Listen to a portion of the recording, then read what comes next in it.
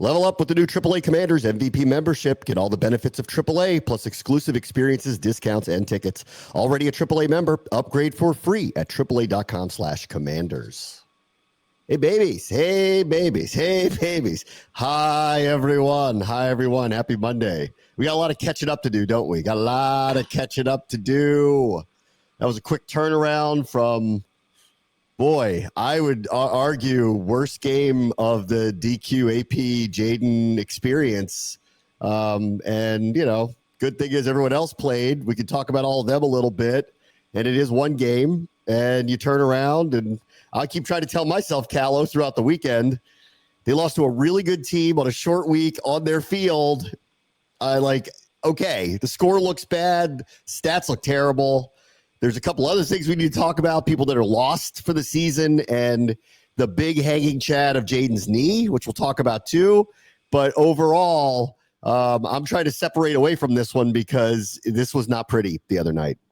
Yeah, obviously I haven't talked to you since going to the game on Thursday. And I actually found, at least myself, trying to go glass half full, that they had all of these injuries happen throughout the game.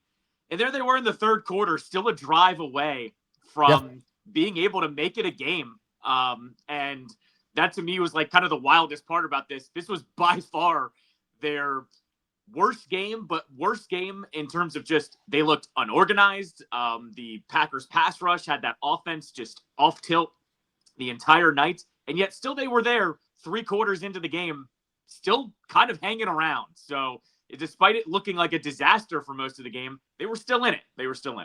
Yeah, I mean, like, it goes without saying the better team the other night won. I mean, because it really wasn't close. This one felt maybe a little differently, but a little bit like that Baltimore game a year ago where they were on the road. It was like their first big game, because they were 4-2 or whatever, or 4-1 or something, like 5-1, something like that, when they got to play them.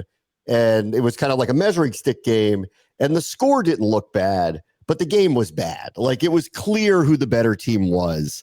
But this one felt lopsided, really, on both sides of the ball. It was really the first time that I saw a team really handle Jayden really well. Like, don't hit me with the NFC Championship game. Like, that was turnovers. Like, they probably weren't winning either way. And they gave up too many points early, especially in the run game. But they were more than competitive. It was turnovers that really did that. The fumble by Eckler, the fumble by Diami, that's what really, because they were driving down one score and that game was tight. And then all of a sudden it kind of unraveled on them. This, from start to finish, they were dominated, really, both sides of the ball. Green Bay was not scared at all to take shots on them early and often down the field, which was a little different than what they had done the week prior. So they felt like they could protect and take shots. Washington was fortunate they didn't hit some of them, really, honestly, early. The 4th down play to Matthew Golden, he was 2 steps behind them. The ball was a little underthrown. They had points taken off the board because of a penalty on the Jayden Reed one that was caught for a touchdown. They had a couple of misses to Golden as well. Like, this could have gotten an ugly early, really. And then on the other side, no run game. And I thought a team that handled Jayden better than really anybody has throughout the course of what is he up to now? 20 starts, whatever it is, something like that. 21 starts, whatever it is, over the course, 20, right? 20, so whatever it is. Like, it was by far the best defensive game plan against him that I've seen so far, and not close. Yeah, and I mean, at the same time, too, I put game plan in air quotes. When you have a future Hall of Famer edge rusher paired with another really good edge rusher and a defense that's pretty good, yeah, that's a good formula to win. Not everyone has that either, right? Like, not everyone has the pass rusher in their prime like Micah that's just wreaking havoc this entire time. Now, I know, you talked about the game on Friday. I will say I don't think they did themselves really any favors. Like, I would have loved for Cliff to mix in a screen or a draw or something to slow them down a little bit. But I also look at it from his side, too. They were getting to him so fast. I don't know what would have worked. So, yeah, I don't really know there. But that formula to actually, wreak some havoc on this offense, I know not everyone has the personnel to actually do that. And that's kind of the other side of this as well, where I'm kind of, just just pointing it out. Not everyone can do that, is what I'm getting at the end of this one. It's week 2 as well. And I say this every year all the time. It's not who you play, it's when you play them. And if you had watched Green Bay in week 1 and you saw what Washington's offense had been throughout the summer and even into week 1 too, I know they had decent yardage numbers, but the passing game was still not very timed very well. Like there was a lot of penalties. There was a lot really wrong. They got away with it. They got away with it because of how well the defense played. I'm not surprised. Like they caught a team that's on a heater to start the season. If Green Bay is going to play like this in December and January, they might go to the Super Bowl, like playing like that. But we're a long, long, long way away from it. That said, off of that first game against the opener against the Lions, like think about that for a second, the way that they totally throttled the Lions, the same way they throttled Washington. And then go look at the Lions a week later and what they did to the Bears. Like I really want to believe that this is a 1-week thing. They caught a really good team who might be a great team who happens to be red hot at the start of the season. And that's what I'm hoping all it is. That said, there's a lot here that came out of this, not just a loss and one that didn't look very good. We're going to find out today. By the time you hear this, if you're listening to it on the podcast, you're watching us on YouTube, you may know the answer to this because Dan Quinn hasn't spoken since the game. He did not acknowledge that Jayden Daniels got hurt after the game. Daniels got hit more than I've seen him get hit. And it was really, I think it was on the touchdown to Debo where he took a shot. And I think that's where this probably happened. And he has what most believe to be some level of a knee injury, but the team hasn't had to say anything yet. And it's possible, and I probably shouldn't say this because I don't know how expansive Dan Quinn will be today because he's going to talk to the media today. He actually doesn't have to say anything about it today. He can wait until Wednesday to do that. But there's going to be a lot of questions, and there are reports of what they're calling precautionary MRIs on him. So I'm holding my breath, like at this point, because MRI means you got to see what's going on, that it isn't like, oh, my knee just is banged up because of the other day. So I'm very, obviously, like the rest of us, very interested to hear how much they're willing to tell us about what his condition is at this point. Yeah, I mean, I think you also factor in here, this team, if there's one thing we know through these 2 seasons, is that they are very proficient in terms of dealing with their injuries, no matter who the players are, right? So I would say when it's your franchise quarterback and the guy that is, if you're going to make it to a Super Bowl this year, the guy that's going to lead you there, you're going to be precautionary about any kind of injuries that he has, right? So I'm with you. I'm holding my breath here. I don't know what to make of it. He did finish the game out, and he was hit more than we've ever seen him get hit. So I'm not surprised he's got a little something off of this game. Guess what? The best part is they've had a little bit of extra rest. Their opponent hasn't even played yet. They're playing tonight. So that's another little factor here as well. But like I'm holding my breath here, but I'm going to guess because he finished the game, he will be okay. Who knows how long it could be. They could also be precautionary though. Like we saw a few times last year where, remember Brian Robinson didn't play because they wanted to be extra precautionary through those injuries. He's the example I bring up all the time of they want to make sure some of these guys are 100% before putting them out there. So I guess we'll find out. I'm going to guess Dan Quinn actually doesn't say anything today because he's probably going to try to keep it close to the vest as possible. This happened last year, remember, when he had the rib injury. They were pretty quiet all week long, and then he ended up starting that game. Yeah, so he doesn't have to say anything. Like today, he can acknowledge or not acknowledge that the testing occurred. The injury report doesn't come out till Wednesday because that's when you are forced to say what's going on. Last week, they put a right wrist injury out there and said there is no problem. But for the sake of being transparent, because we don't want to break an NFL rule, we are going to tell you that there was something going on here. So I'm assuming he's going to hit the injury report, but I don't know. I mean, like at this, it's hard for me to speculate because we're taping this in the morning. He's going to talk this afternoon.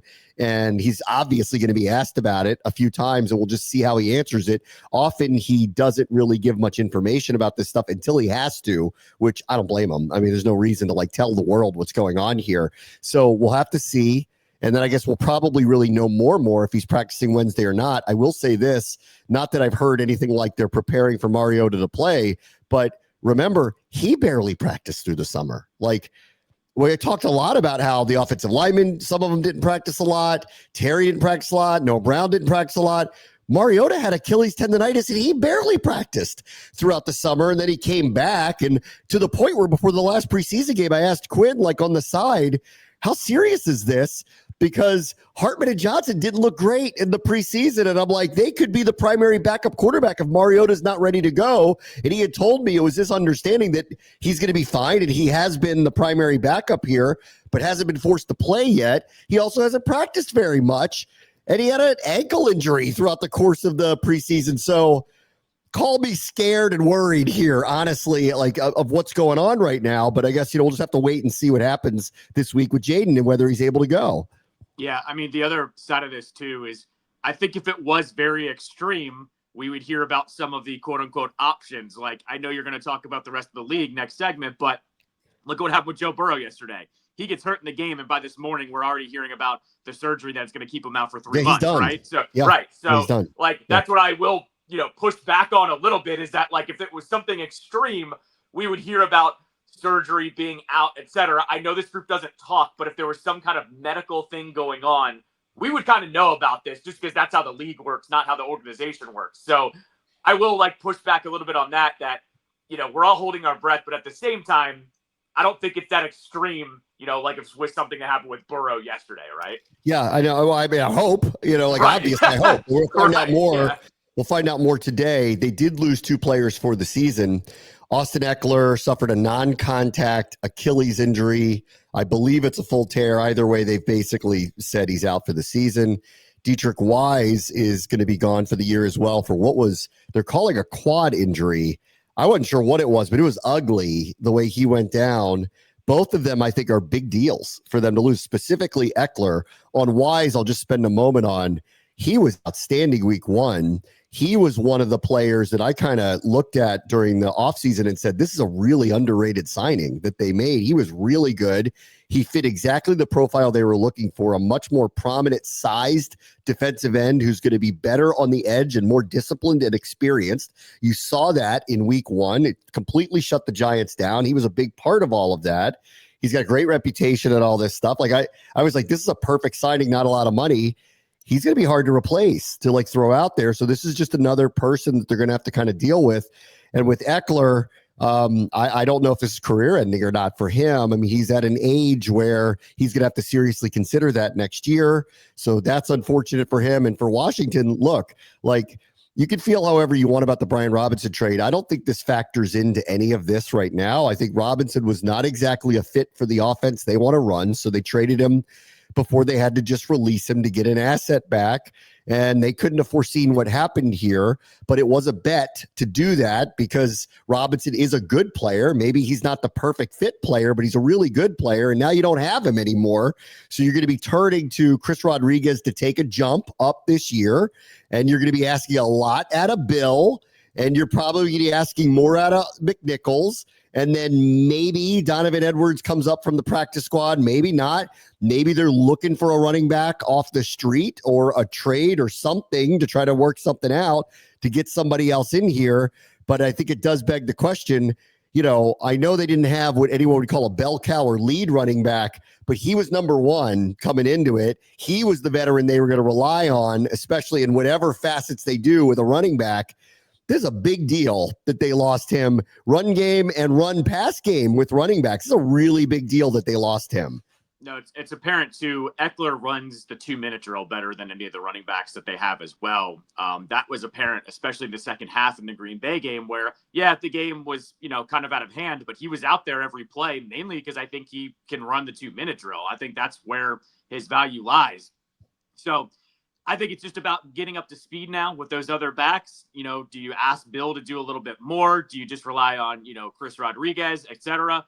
Either way, it's going to be a by committee, which is what this running game was going to be anyways. So now you just take away one of the pieces. On Wise, too. What sucks with him is I talked with him on my show before week 1. And one of the things that I loved about him was he never missed a game. I think he missed 2 games in his entire career. Was super durable. I talked about it. I talked and asked him about it. The guy was like, basically in college, I went vegan and all of a sudden all my inflammation and everything went down and I, was able to recover faster. Of course, the guy gets hurt on a Thursday nighter because it's a quick turnaround and it's a freak accident. But that's what sucks with him is you were just relying on him to be on the field because he hadn't missed a lot of time. So with Wise, that was a big contributor and someone they were just expecting to be out there a lot. You lose him. I'm actually a little more concerned about him than I am about Eckler and all of this, because I think the offense, you can mask things. Losing him along the defensive line, where that was by committee, but he was one of the better linemen. That one, I think, hurts a little bit more. Yeah, definitely. On the run game, I want to hear how Quinn and Kingsbury talk about it now. Yeah. Like, Rodriguez wasn't active. This came as a mild surprise to some, to the point where they like asked Quinn about it, like in a press conference. And I wasn't surprised by this. I just wasn't surprised by this. Like, they're looking for versatile backs, catch the ball out of the backfield. Obviously, like, Rodriguez isn't exactly that fit either, but he's going to get his opportunities now in a more traditional role. And we'll see how Kingsbury and Quinn adjust to that. But this is a big loss, Eckler. I mean, it's a really, really, really big loss. I know he's like not going to carry the ball 15, 20 times a game. And you think like production wise, you're going to be able to find somebody that can kind of match it. But I don't know. And so I want to hear how they talk about that this week. That was a really, really, really big loss for them. The other thing that's going on is this. Last week, we didn't get a chance to talk about this, but apparently, because Sport Track was reporting this, Washington moved some of the money around in Laramie Tunsil's trade to kind of open up a decent cap hole and do some, cap work. You typically do that to make room for a reason, right? And so we're all trying to figure out what is the reason for that. Tunsil still, if he has a good season, is very much in line for what would be a restructure extension next year anyway. He does have this year and next year under contract, and not unlike with Marshawn Lattimore, it's not guaranteed anymore because, Houston had to eat all the guaranteed parts of it to make the trade occur.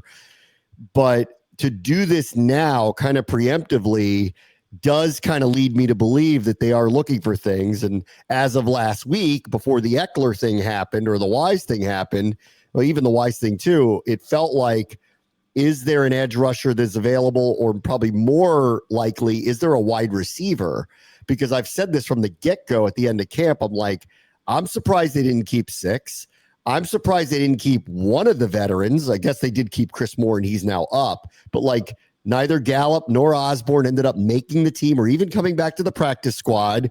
So all along, I've been feeling like there's a receiver coming, and then Noah Brown got injured in week 2 and had a groin injury. We'll wait to hear how serious that is and what his availability will be. But I never felt like, I don't know how off of the last couple of years of the injuries he's had, that you'd actually rely on him to be playing 17 games this season. I think that's asking a lot out of somebody. We'll get as much as we can get out of him this year that he's capable of giving. But I felt all along they need another receiver. So I do feel like something's happening here. And maybe those plans have changed a little bit off of the injuries that occurred on Thursday night. But something feels like it's happening here. Because why in the world would you move that kind of money around at the beginning of the season? Yeah, it's also like, I think we would have assumed a week ago, it's probably a wide receiver. Now I don't really know. It could be a wide receiver. It could be a edge rusher. It could be a quarterback, honestly. Like, I don't know what this would be for anymore, because I think there's a couple places you could point to of maybe a team that's trying to unload one of these pieces. Could be any one of those 3 at this point, because they kind of need all of them. Obviously, you're not moving around money to get a running back, right? Like that, I don't think that's the case here.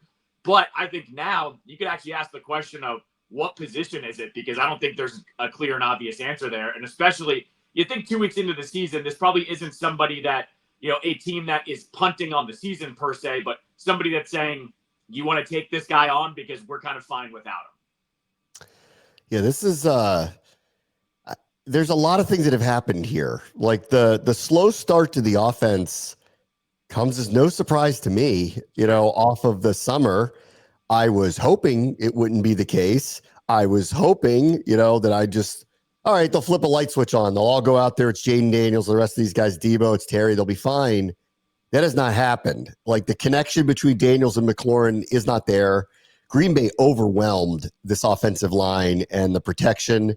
And when Jayden did escape, for the first time, I've seen a team waiting for him, like they're like in the right spot waiting for him. It's the first time I've seen this where this was schemed up really, really, really well against him. And they, it starts up front with the amount of pressure they were able to get, and they didn't have to blitz a lot to do it.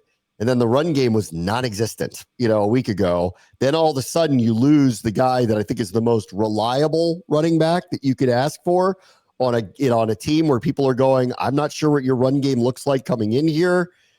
Now Noah Brown gets hurt. It's almost predictable that it would happen at some point. I was hoping not this early in the season, but it was predictable that it might happen. Ooh, boy. Like the ship is wobbly right now, and they're going to have to get it fixed here really, really, really, really, really soon. You said something earlier. I mean, like a million times I've noticed this in the past. It's always like we always get the short end of the stick on the schedule. Not this time. Yep. Like the Raiders are playing tonight. We played Thursday. This will be their second East Coast trip in 3 weeks. They played New England in week 1 of the short rest, quick turnaround, unfair scheduling. The Raiders have a beef on this one in week 3, but we're the recipient of that. So can we take advantage of that in any way possible? And I'll say about the Giants game, just get out of Dodge with a win. Like, I don't even care what the score is. Just win somehow. Even before all these injuries stacked up, right? We had talked about when we were looking at kind of the first quarter of the schedule, we looked at these first 3 games and kind of thought, all right, they've kind of got to get out of this one at 2-1, whichever way you shake it, because it gets really difficult from here on out. It's what after the Raiders? It's the Falcons, if I'm remembering correctly, yeah. I think. Yep. So same thing here. You have an NFC opponent upcoming that you've got to get out of this one at 2-1, so you're still on the other side. You're out of September with at least a 500 record, no matter what goes down. You can't complain about this one. And look, going into this game, going into this Raiders game too, we didn't think the injuries were going to stack up like this, but here we are. You at least have a couple of days to get stuff ready, essentially. And this is going to be, I feel like it's just going to be another grind out type game at this point, because there are so many injuries that have stacked up here. I don't think you're getting everybody back within the week. No. All right, you want to share a quick story from Lambeau? How was you went as a fan? Yeah. Not a great game, obviously, for us, but that stadium, I don't actually. They've done such an incredible job inside that stadium now. The way they redid the concourses and the upper deck, it's really beautiful. And because it's such a unique venue, because a lot of people ask me, like, what's your favorite stadium to go to? I got to tell you, it's up there now. Like, not just because of all the history, but the venue's really cool. Like, it's up there now. I put it as the best sports arena or stadium, period. And that's somebody that's been to Fenway and Wrigley and Dodger Stadium. I've been to like 6 NFL stadiums. NFL stadiums in general are hard to be quote unquote unique.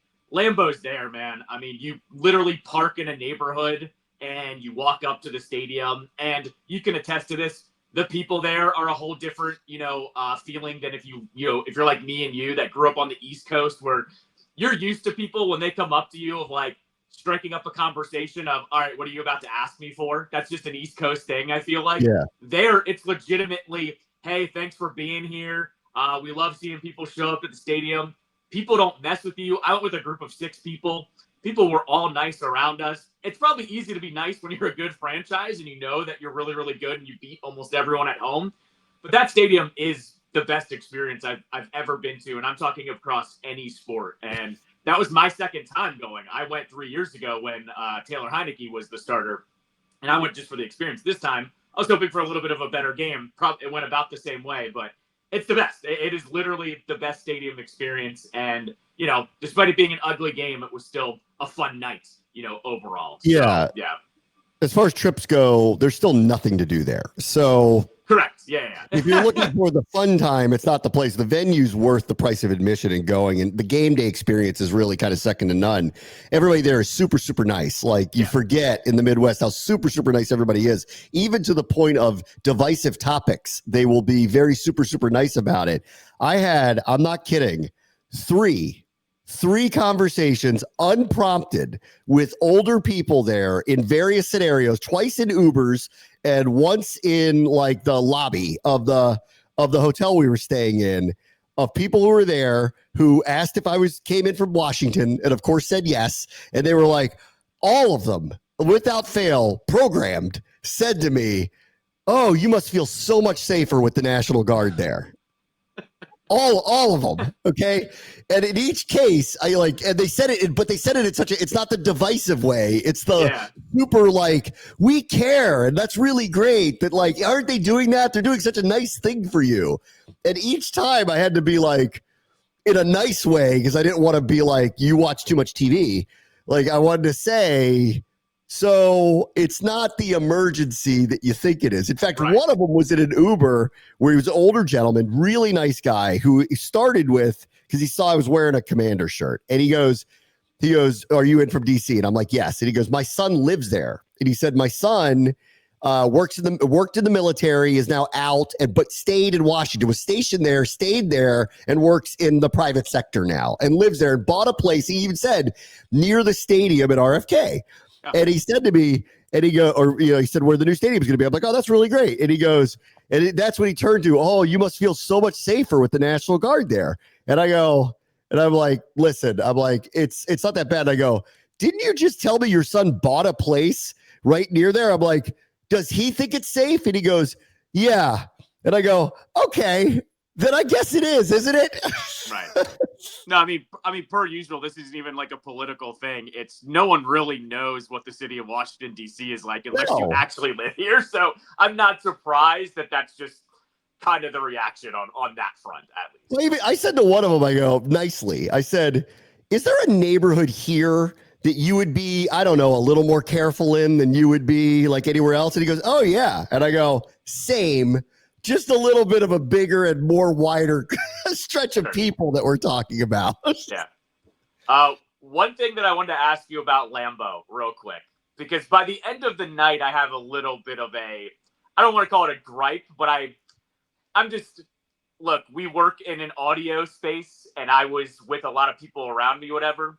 Do you think they pump noise into that place for the crowd noise? Okay, because by the third quarter, fourth quarter, the game was kind of over, and they're asking people to cheer, and it got really, really loud, just as loud as it was, yet around me there weren't people really, cheering, and, you can hear the unique people. I turned to one of my seatmates and went, I don't think this is the crowd. I think they're pumping some crowd noise in here, and it was just so consistent across the night that I was like, this is a little bit weird. And it's my only conspiracy theory with Lambeau going. Sounds like Seattle there. Seattle kind of notoriously does it. Their crowd's very loud in general, but there always was this, we work in audio, so you could hear the difference. And I agree. When we do the games, we have what's called the mix in our headset, which is I hear the station, I hear myself in London and Logan. I hear the crowd. And we have to be able to hear what's going on the field, but you have to hear the crowd. The mix is what I would describe as really high this time, where the crowd was significantly higher, but it was to a point where it didn't feel totally organic. This was a very, very, very loud crowd, but the mix told me that I thought that what you're saying they did, I think they did a little bit of. And I'm not saying that it's the difference maker here, but I am saying we've been to games before.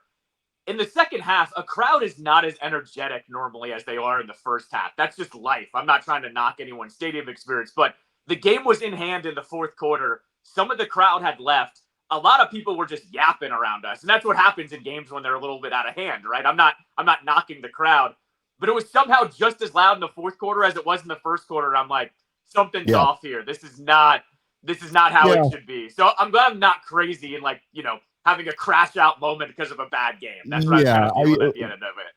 I'm not accusing him of it, but I'm just telling you I know what I hear. And it sounded a little accentuated. Yeah, I agree. There's also there's a different level of kind of mental exhaustion when you've heard stuff through a speaker system for hours at a time, after a concert, or you've just been somewhere where there's a lot of people. And I felt like I had just been to a concert when I was walking out of that place. So, but they're very nice about it. They're very nice. Of course.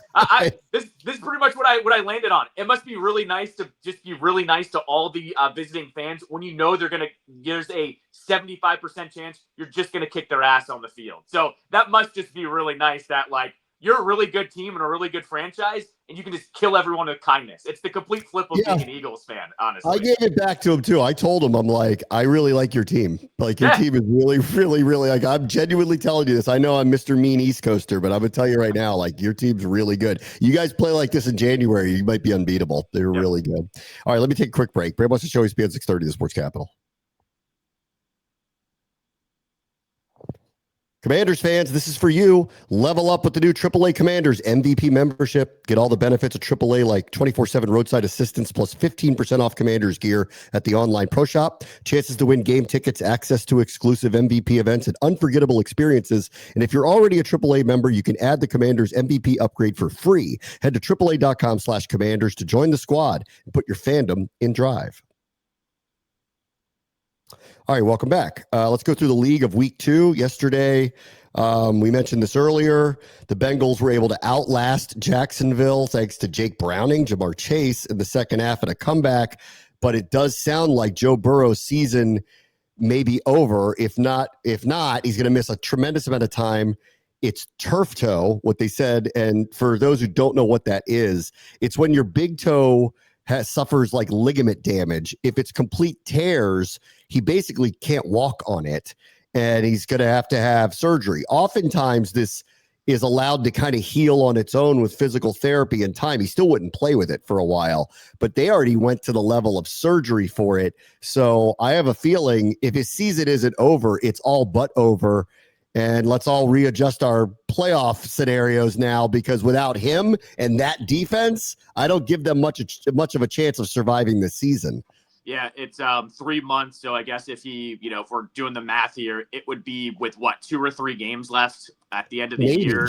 They'd have, if that, they would need Browning to keep the ship afloat. It does help they went 2-0. So you've got a little bit of wiggle room to keep it around 500, and maybe you can win a couple games at the end there. But if I'm the Bengals too, you got to kind of adjust how the season's going to go here. Disaster scenario for them. I'm with you. You adjust the AFC playoff scenario, especially because what do all of those quarterback ranking lists look like? The top 4 quarterbacks in the AFC are all the same. It's Mahomes, it's Allen, it's Jackson, and it's Burrow. And you take him out of the equation, all of a sudden the AFC opens up a little bit here.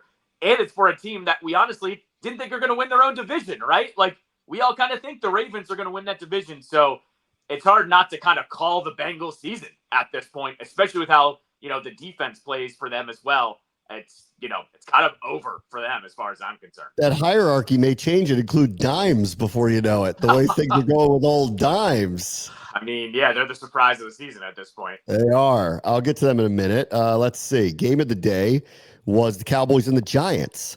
And they're very lucky, Dallas, that they have a kicker that has unlimited range, because they settled for like a 60-plus yard field goal, kind of knowing he'd make it. And he did, and sent them to overtime in what was the wildest finish. Dallas goes down, scores. Giants throw a bomb to Neighbors, take the lead. And I thought Greg Olsen did a great job at basically explaining this. He's like, this kicker's different. Like, you can't play off the way the Giants were playing off. You let Dallas get 20 yards. 20 yards for this guy is not 20 yards for anybody else. He was arguing the whole time, you need to come up and force the issue. And they didn't do it. And they basically gave up the requisite amount of yardage to allow Aubrey the opportunity to kick. It's low percentage for anybody else on earth, but not him. And that's underestimating your opponent. I agree. Like, this game should have never gotten to overtime, or it should have been, the Cowboys should have been forced to make a much tougher play to get into field goal position to even allow that to happen. And then both teams had, bazillion chances to win in overtime, and Dallas just ended up on the right side of it. Time and time again, we're seeing that Daboll doesn't have the coaching details that you need to win. Like, this is one of those scenarios. As soon as Dallas got that big gainer, I forget if it was at the end of the game or in overtime, when they got the big gainer, they kicked it on 3rd down, It was early down scenario. I went, oh, they walked right into exactly what you wanted them to do, and that was to give them a chance here. That's one of those big brain moments where you just go, Dallas knew exactly what they wanted to do. The Giants didn't. It worked, and Dallas goes on to win the game.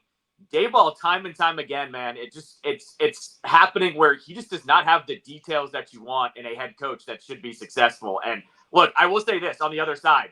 Russell, I will say, bounced back in a big way from when Yeah. he played us last week. He was slinging the ball down the field. He was doing exactly what I said. You got to at least toss it up to this guy. Throw it out there. Yeah, he did, and it worked. So I will say that, like, on the Giants' offensive side of the ball, at least he's airing things out now. So they do have a puncher's chance now against just about everybody. They were messing around in the fourth quarter, running Dart in for a play here or there and then running him out. In the meantime, their offense was just crushing them. I was like, why are you doing this now? Like, why are you doing this now? And then he had one that nearly totally backfired on him. Then you run Russ back out there. He was messing around a little too much. I agree. Like, the coach is messing around just a little bit too much. And I thought the details at the end of the game also was all over it. He's like, what are you doing playing so far back? Like, you're not trying to give up a Hail Mary here. You're trying to stop them from getting in field goal range. Don't you know what that guy's field goal range is? It's different than everybody else, and allowed Dallas the opportunity. Let's see. Oh, man. I think the Lions, they're saying that they didn't try to run up the score. They said all these nice things about how we love him and he's great and all this stuff. You don't end up with 52 without wanting to get to a number like that. They did that on purpose. They wanted to show everybody. First, they lost week 1 and didn't look good. And 2, the extra motivation of showing our offense is just fine without this guy. Watch this was definitely at play yesterday. I think there was also some factor of, like, I remember last week how you were saying, I'm glad Green Bay won, so we didn't get angry Green Bay on Thursday night. Granted, I don't think that made a difference, but this is where if I was the Bears, I went, oh, God, that team lost and looked bad against the Packers. We got to go up against them in their home opener.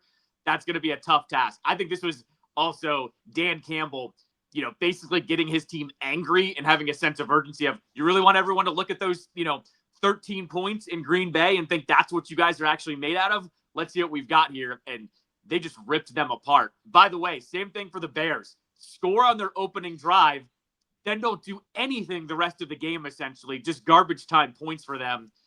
That Bears offense, man, it looks better, but they need to be more consistent. I'm red flag is going up early in Chicago for me as well. Yeah, so this is exactly what it is. Ben's script is really good. You follow the script, it goes pretty well. Once they get off script, you don't know what Caleb's going to do. Yep, correct. Exactly and right. It goes rogue. That's all it is. It goes rogue. Yeah. And then, the lead actor throws up in the orchestra pit. Like, you don't know what's going to happen. Right. Could be anything. Yeah, exactly. Let's see. The Rambo slug out a win on the road versus Tennessee. That's 2 very good wins, Ack. Don't underestimate what they've done here. They've won 2. One was a real low-scoring game. They got through it. And this one was Tennessee's home opener, the Cam Ward debut at home.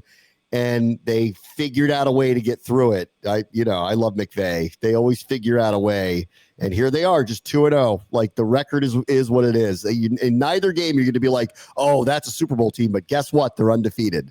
Yeah, that game was ugly, too. Tennessee hung around, actually, for a long time in that game. The Rams ended up pulling away. Not shockingly, though, but this is why I always say edge to Sean McVay in some of these coaching matchups. He just knows how to win games in different scenarios. Not surprised here. A good win for them, especially with how Tennessee actually played. I actually liked how they played.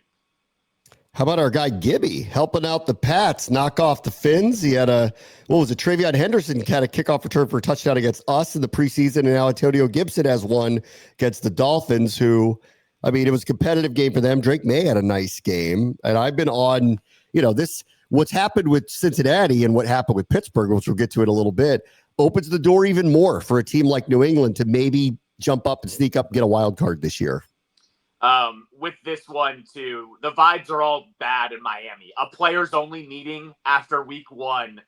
That's a terrible sign. They needed it. That was ridiculous the way they played across the board. It was terrible. I agree, but at the same time, you're pulling the trigger on that. It means the vibes have been bad for a while that you had to pull that in week 1. As you say, it's not about who you play, it's when you play them. Mike Vrabel, a way more stable head coach than McDaniel right now. So I'm not surprised the Patriots pulled this one out. And by the way, Tua looks terrible these first 2 weeks. They're going to have to figure something out there. They're going to have to reset. That's pretty much where I'm at with the Dolphins now. How about the Mac attack, baby? Mac Jones wins his first start in San Francisco. No Brock Purdy. They were playing the Saints. I don't know if you noticed this. Chase Young hasn't played this year yet. Calf injury, so he's been out. And the Saints, obviously, maybe worst quarterback situation in they're 0-2 now, both at home. And for San Francisco, survive in advance, kind of like the Rams. Like, they are real beat up for early in the season, but they won both games anyway, and they won them both on the road. So, I'll give Shanahan credit here. They very easily could be 0-2 right now.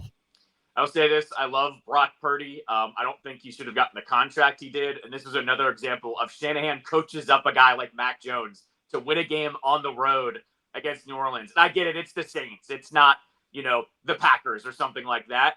They won. They won. And all it said to me was, do you guys really have to sign Purdy? Because your roster's a little bit of a mess right now. So we're going to find out what's made out of them over the next week or so, or the next year or two after this contract kicks in. But hey, in the meantime, in the right now, survive in advance, that's a good win for them. Oh, yeah, I mean, off the way our start has been, I'll say the same thing I said before the Giants game. I don't care how they win against the Raiders. They're just going to need to win. They're going to have to find a way to win. I don't care what the score is. They're going to have to find a way to win the game. All right, let me take a quick break. Brad wants to show ESPN 630, the Sports Capital. Commanders fans, this is for you. Level up with the new AAA Commanders MVP membership. Get all the benefits of AAA, like 24/7 roadside assistance plus 15% off Commanders gear at the online pro shop. Chances to win game tickets, access to exclusive MVP events, and unforgettable experiences. If you're already a AAA member, you can add the MVP upgrade for free by heading to AAA.com/Commanders to join the squad. Put your fandom in drive. All right, welcome back. I think the surprise of the day has got to be Seattle beating Pittsburgh in Rodgers' home debut. The Pittsburgh offense looked good in week 1 against the Jets. Rodgers had 4 touchdown passes. He was doing his snarky, there are people that are telling me I can't play anymore. Then they go home. They did have a very weird score allowed where a guy who didn't realize if the ball lands in the landing zone that it's a live ball, and he walked away from it and gave Seattle a touchdown. So that was a weird occurrence that happened there. But the offense was not the same. They were at home. There's a West Coast team who's no one thinks is any great shake showing up and beating you on your home field. To me, it's the surprise of the day, and it's another one. Recalibrate your playoff thoughts. Burrow out. Them doing things like this, the door's open for other teams. This was kind of my upset pick of the weekend. This one screamed trap game to me. Seattle, like I said, has won 10 games last year. I know they flipped the deck, on their quarterback situation, but that was a good team last year. If they're going to get better, they're going to win games like this. And that's exactly what happened. And on the kickoff return, what I thought was actually wild about that is the ball hit him on the helmet. That's why they recovered the ball for the touchdown. It was such a light touch that he didn't know that I guess he did touch it. They recover a wacky play like that. That's a very non-Steelers type play to happen, especially at home. When things like that are happening, the vibes are a little bit weird. I'll say this, though. The Steelers, per usual, have plenty of time to clean this up. I'm not surprised, though, that Seattle went in there and won. They were a team that I've had circled that they're just going to be a tough out for everybody this year. The two teams that played the Classic from a week ago both bounced back with routes. Bills rout the Jets on the road. I guess it was a touch surprising off of the Jets' first performance, but the Bills are clearly the class of that division and showed it there. And then the Ravens, it took a little while because their offense really didn't get going for a while against Cleveland. But then when it got turned on and partially aided by some of the Browns' turnovers, it turned on fast. And all of a sudden the score looked Raven-like in games like this. When they play bad teams, they typically win like this. So both of them are clearly just fine after that week 1 game. No, they throttled them in the second half. Usually it's funny. The Ravens, one of my favorite things I like to tell people over the last 3 seasons has been Ravens Ravens cover in the first half. They usually cover that because they come out really fast. This was actually the opposite, where they kind of waited till the second half to hit the throttle button. Not surprised if they walked away from this one in a blowout. Carolina got way down, and Bryce Young ended up throwing 55 passes. And they almost came back anyway, but lost to the Cardinals. The Cardinals are 2-0. There were a lot of people that were kind of supporters that saying, I think they may take a leap up. I don't think it helps them that the Rams and Niners are both 2-0, but they are as well. So we'll see how long that one lasts. I think one of the stories early in the season is Danny Dimes. First, he's validated the decision to not start Anthony Richardson. Remember you can't do that. Yeah, you can. He won the job. What are you supposed to do here? And secondarily, they've won 2 good outings here. One was Miami, who no-showed week 1. that's a really good defense that they scored a lot of points on yesterday, came back to win against. Danny Dimes having the revival here early for Indianapolis. No, when they had that thing where he was the first quarterback to have 10 scoring drives to start a season, they're in crazy Commanders territory with some of the stats that they're throwing out there. And I have to just, flip it on the other side. You know how I feel about the Jaguars. So not surprised that they can't get it done against Indianapolis as well. But I think the Colts are the story of the league right now, just in terms of their start. It's not 2 fluke wins. It's 2 really good wins in terms of how they won them. Other big story is going to be outside of one quarter, J.J. McCarthy, 7 of 8 quarters, it's been bad. So I assume this will flip around, but if it doesn't, people are going to be questioning your boy KOC and going, I don't know why you didn't bring Darnold back. Everything seemed just fine a year ago. What was the rush to walk away from him? It's been ugly here. They very easily could be 0-2 because their offense is a no-show right now. Yeah, I think the storyline string for this one, too, is, wow, the Bears' defense is that terrible. I think that's what we're looking at right now, that the Vikings had such a big comeback last week, turn around, then can't do anything against the Falcons. That's really what the string is for me here. But, yeah, I'm with you here. Vikings did not bring back Darnold. They have to rely on JJ here, which I think they were going to do anyways, but he just hadn't played yet. There's going to be some growing pains here, but I'm not ready to call anything too dramatic with them. I have faith that KOC can turn it around. And then there was the Super Bowl rematch, and obviously I've been hoping here. The Eagles very easily could have lost week 1. They didn't. And then they go to Arrowhead, so you're like, hope upon hope that they're going to take a ding from the Chiefs, and they don't. The Chiefs, again, this is a clear one. It's not who you play, it's when you play them. The Chiefs looked awful in Brazil. I mean, especially offensively, they needed Mahomes to pull off the magic act to even stay close. Herbert lit them up. Their defense bounced back yesterday. Hurts only had 100 yards passing. Saquon did not have 100 yards rushing, but this is a real bad sign that when that happens, they still win on the road against a team that's consistently in or near the Super Bowl. It's a great win by the Eagles. Nothing short of it. Great win by the Eagles. The Eagles had a pretty good game plan. They forced Mahomes to run. That was the offense for the Chiefs yesterday. That's a pretty good formula for winning for them. This was an easy call just about the trajectory of both teams. I didn't think the Chiefs were going to win this. The Eagles obviously do. Was a little bit close in the end, but I think this is a case of the Chiefs just don't really have it yet. They're waiting for guys to get back healthy. And they were saying to Mahomes, go ahead. We dare you to run the ball. He did. He moved the offense a little bit, but it wasn't enough, and I'm not surprised on that one. I think I read somewhere that the last time the Chiefs started 0-2 was the last time they didn't make the playoffs. 2014. Yeah, it was 2014, the last time they were 0-2. Yeah, it's been a while. All right, last thing, we got a doubleheader tonight. Tampa Bay, Houston, underrated, good game. 2 playoff teams from a year ago, division winners from a year ago.